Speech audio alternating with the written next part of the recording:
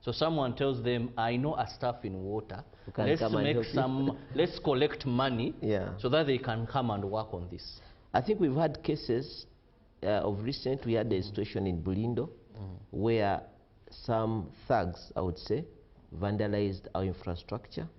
So these things are also happening. That's another challenge we have, that it might not be a case of having no water or roadworks or the case of the projects we are doing. It's a case where someone has intentionally, for their own selfish reasons, vandalized the infrastructure. But some of the cases, what we've tried to do is work with the security agencies, and we've had to apprehend some of these characters. But also, that's why we're telling our customers, the cases of no water sometimes are not general issues. Some of them are localized. So when you have a situation where you have not had water for some time and you approach our offices, then we're able to respond and investigate those cases. And like the case you mentioned, when we intervene, we're able to restore supply in those areas. But I think, just to put it on record, as far as the corporation is concerned, it is never our intention to make sure that we intentionally vandalize the infrastructure. In most cases, those are criminals that do that, and we've put in place systems. We're working together with the security agencies to make sure that we deal with such cases. Now, you've mentioned of some projects underway. Of course, that is, I think, please, if you can have that plant again, the previous picture. Yes, that is the Katosi? That is the Katosi system.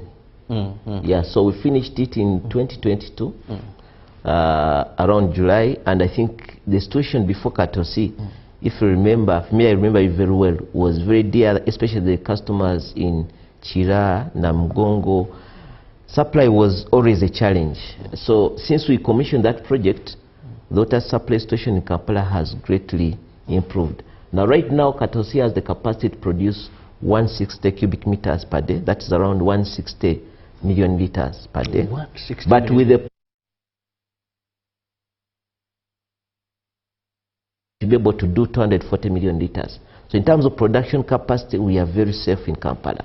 Now the next phase of Katosi is to see how can we evacuate that water, because now most of there are the ones we are doing to make sure that we evacuate that water from Namugongo. We're putting a big booster around Kungu, and the works there are almost 40% complete. So those are the pipes? Those are the pipes. Then we're doing a very big reservoir in Kanyanya Hill. So the idea is we'll get water from Namugongo, boost it in Kungu, take it to Kanyanya Hill, then from Kanyanya it's supposed to gravitate all the way to Wakiso. So already the works are taking place from the pipes you're seeing. We've laid close to almost 12 kilometers. We're supposed to do a total of around 72 kilometers of such pipes. So the work is progressing on very well. We're expecting another bunch of pipes end of next month. Now what we're trying to do is that we're not going to wait. The whole project is supposed to be completed. And what is that? So that's one of the reservoir, the booster stations we're putting in place to make sure that we boost the water. But also we have another big tank we're putting in Kanyanya as part of the project. So it's a huge project. So the water is going to be collected around there then? So we are putting a big tank in Kanyanya. Already the progress is almost 30% with the tank. So once the tank is done and we carry water to the tank, then it's supposed to gravitate all the way to Wakiso.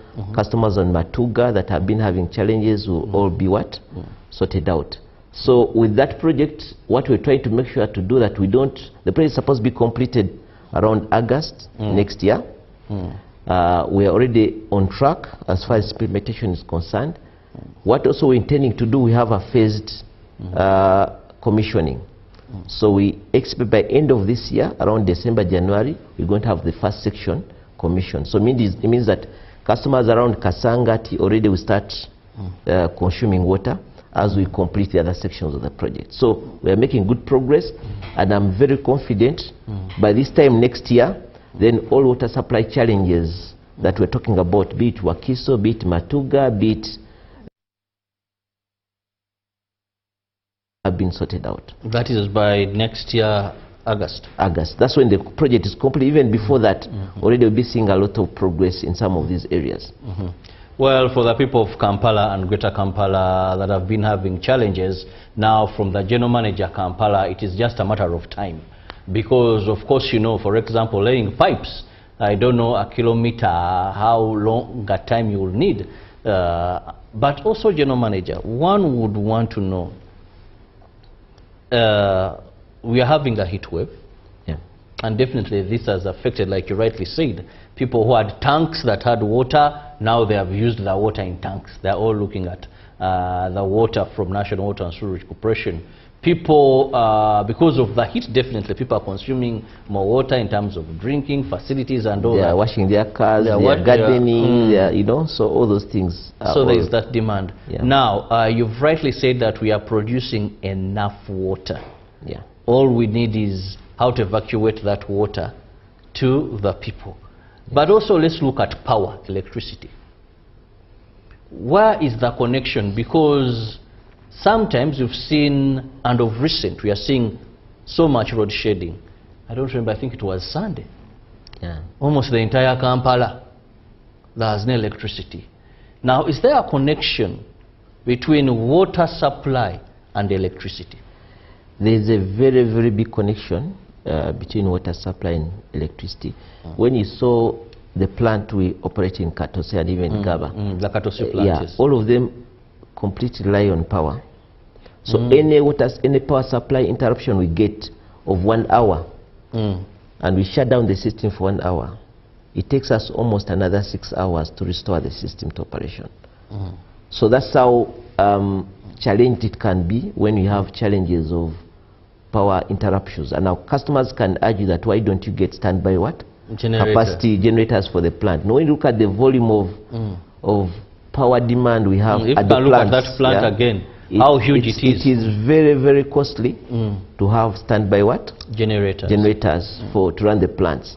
Now also within the network we have a total of almost close to 30 boosters.